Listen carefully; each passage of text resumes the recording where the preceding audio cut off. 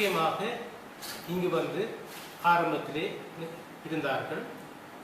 மாணவர் ஒன்றியத்தின் தூண்டுதலின் காரணமாக இன்று எல்லா மாணவர்களும் தங்களுடைய படுக்கை உடைமைகளுடன் இங்கிருக்கின்ற நிர்வாக கட்டட தொகுதிக்குள் வந்து 2 நாட்களாக அமர்ந்து இருக்கின்றார்கள். முதலாவதாக இதன் காரணமாக இந்த பல்கலைக்கழக மாணவர்களாக இருந்து கொண்டும் இங்கு எங்களுக்கு ஆளுநருக்கு இடைஞ்சலை ஏற்படுத்துவர்களாக இருக்கின்றார்கள். அடுத்தது இந்த பல்கலைக்கழகத்திற்கு ஒரு இழுப்பை ஏற்படுத்துகின்ற ஒரு நிலைமையாக இருக்கின்றது.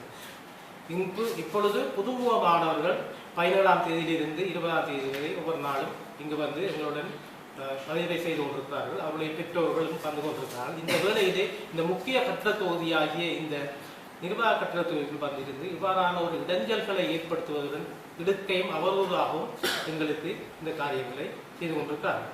இது குறித்து கடந்த 15ஆம் தேதியில் இருந்து மாணவர்கள் பொது மாணவர்கள் வரவேற்பு விடுதி வசதி சம்பந்தமாக கடந்த 15ஆம் தேதியில் இருந்து இந்த மாதம் 15ஆம் தேதியிலிருந்து நாங்கள் மாணவர்கள் அங்கத்துடன் காய்த்துக் கொண்டிருக்கின்றோம். அவருடைய சொல்லி எல்லாமே தெளிவாக மிகவும் ஆழமான முறையில் அந்த கருத்தாளர்கள் நடைபெற்றன.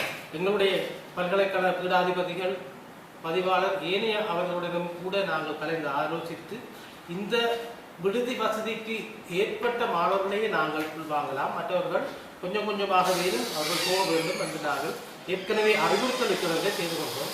ஆனால் இவ்வாறு போகாமல் இந்த பல்கலைக்கழகத்துக்கு ஒரு நிர்வாகத்துக்கு ஒரு இடையூறு ஏற்படுத்துவது போலவும் இடுக்கு ஏற்படுத்துவது போலவும் இங்கு இந்த மாணவர்கள் இருந்து கொண்டிருக்கின்றார்கள்.